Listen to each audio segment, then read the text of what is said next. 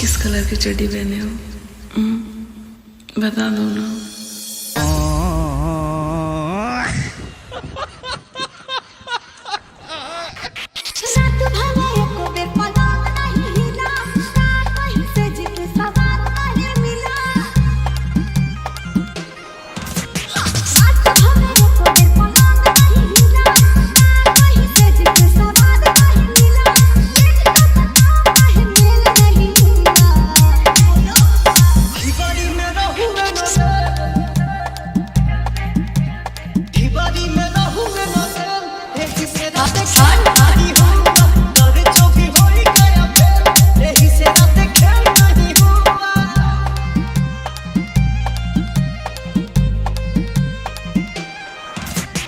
DJ Sunny Sonpur.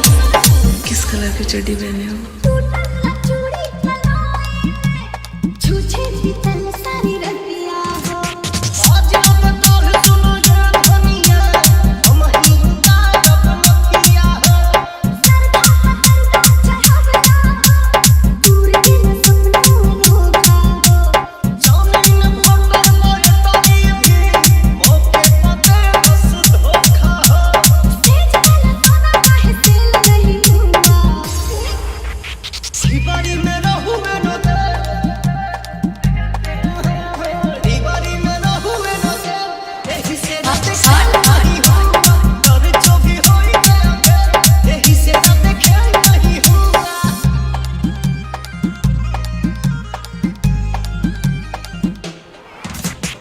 DJ Sunny Sonpur.